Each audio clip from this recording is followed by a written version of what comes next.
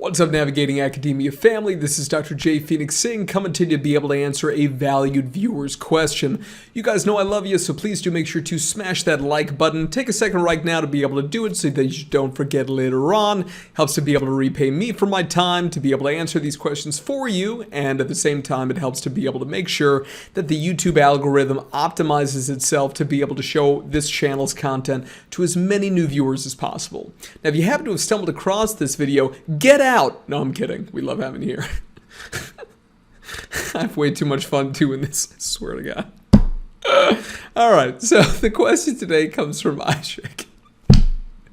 Oh man, thank you so much for watching. I really appreciate it. So here's Ishak's question. He says, hey guys, it's like midnight, I'm exhausted. Okay, here we go. Hey Dr. Singh, I'm a high school sophomore and I'm interested to study psychology and get into academia or research. I'm from India. I'm Punjabi, but I'm planning to pursue my higher education and studying abroad in the US. Please guide me on what I should do that the American universities will consider as a great co-curricular or extracurricular activity. Okay. For example, all my friends who are into computer science are probably making their own apps. Yeah, man, I feel you there. Their own websites, their own apps, I gotcha.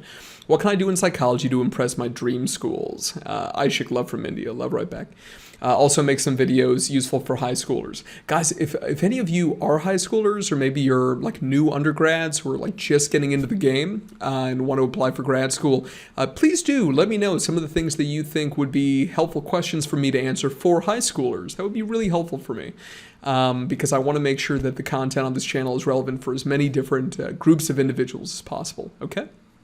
So, as a high school student, this is one of these things, Ishak, where the number of opportunities you will have is a lot lower than, let's say, when you go to an undergraduate university.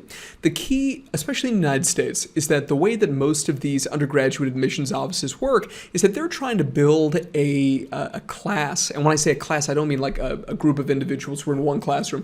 I mean like a whole, like a freshman class, sophomore class, you know, an entire class, usually of thousands, if not tens of thousands, if you can believe that in the US, of individuals who all come from these different backgrounds. And I think it's absolutely amazing that you want to study abroad. For me, you know me, right? I've lived in 6 different countries. I've been a professor all over the world at different universities on 3 different continents. I've been a faculty member, and it's an amazing opportunity. I think you would have a great experience here in the US. Love the US, obviously, and love India as well. That's where my father's from.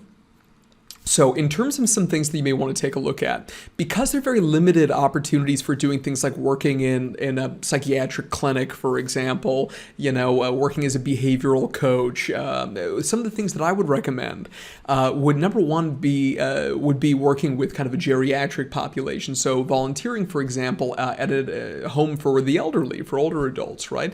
Because you end up seeing cases of individuals who may need some extra assistance, right? They may have dementia, they may have Alzheimer's disease, they may, I mean, God forbid, but you do see cases of depression, of anxiety, of a variety of different things that, clinically speaking, it's relevant. It's relevant. Okay, so that'd be one. The second is if you can get any experience like I did in high school. One thing I did, Ishak, was that I worked, and I had a great time doing it because I love children.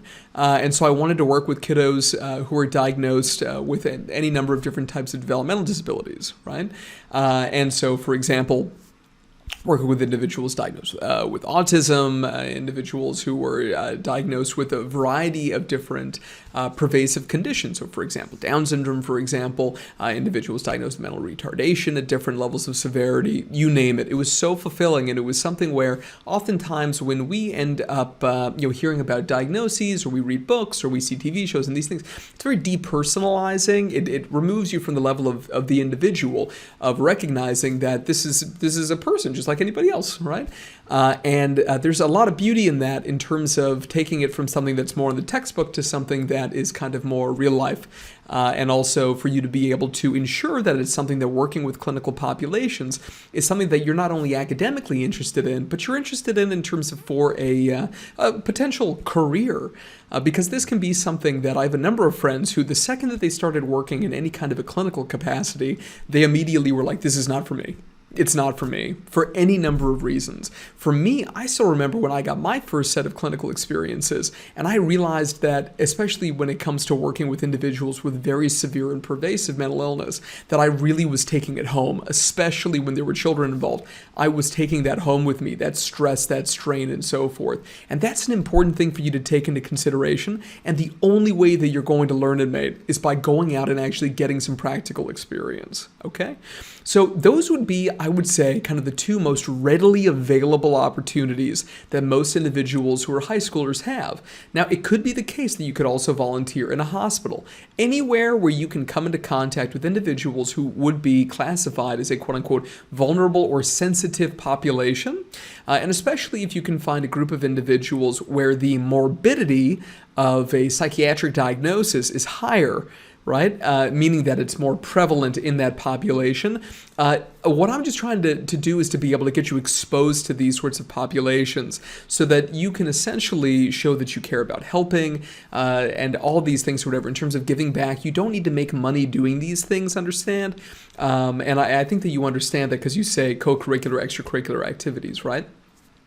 Any kind of volunteering, the best thing that you'll find, mate, and it's really hard at a young age to like truly embrace it, but the older that you'll get, what you realize is that the true path to sustainable joy is to lose yourself in service to others.